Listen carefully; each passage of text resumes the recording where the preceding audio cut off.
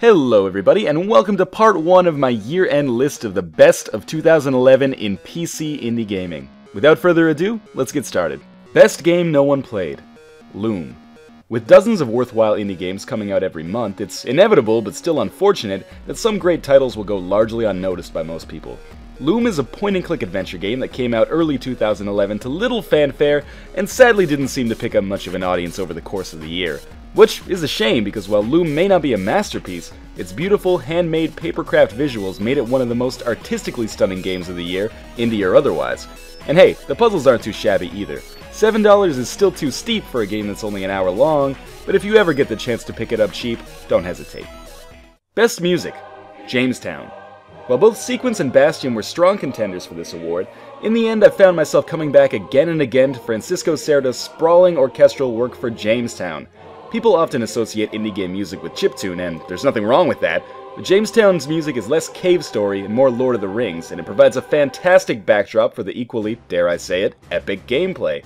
Amazingly, all of the music in the game was composed, arranged, and performed by only one guy, but it feels so symphonic and powerful that it was hard to ignore it as my choice for best music this year. Best Free Game. Nitronic Rush.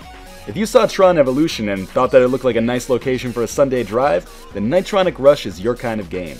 A self-described survival driving game built by students at DigiPen Institute of Technology, Rush is surprisingly good-looking, polished, and fun considering it's totally free. It's a little short, but if they tossed in another few hours of races, then this would be a game that people would happily pay money for. Luckily for us, we don't have to. Biggest surprise. Dungeons of Dreadmore. A $5 roguelike with an uninspiring title I'd never heard anything about? Maybe I'm just cynical, but given all this I was very surprised when I booted up Dungeons of Dreadmore and found it to be a funny, addictive, and surprisingly deep experience. On top of that, it's hard as hell. I still haven't beaten the game, and I probably never will, but there's no denying that in 2011 it was hard to find more fun for less money than Dungeons of Dreadmore. Coolest art style. Limbo. Now, I'm not going to claim to be an artistic genius, but for my money there was no game this year where visuals complemented gameplay as perfectly as they did in Limbo. The buzzword surrounding this game was minimalism, and yes, the graphics are subtle and understated, but what really stuck out to me was the dreamlike quality of the aesthetics. Parts of the game really made it seem like you were guiding your character through a hallucination or a bad dream, and hey, maybe you were, depending on how you saw the ending. Best Puzzler. Space Chem.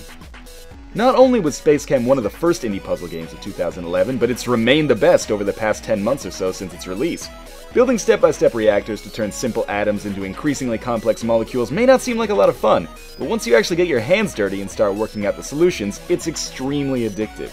Sometimes it's difficult to stop playing because it seems like you're admitting the game is smarter than you, but there's no shame in that. Forget the Binding of Isaac and Dungeons of Dreadmore, Space Chem is the hardest game of 2011. Be sure to tune into part 2 for a look at the best games in each genre, as well as the most addictive game of 2011 and the worst game I played this year. Thanks for watching.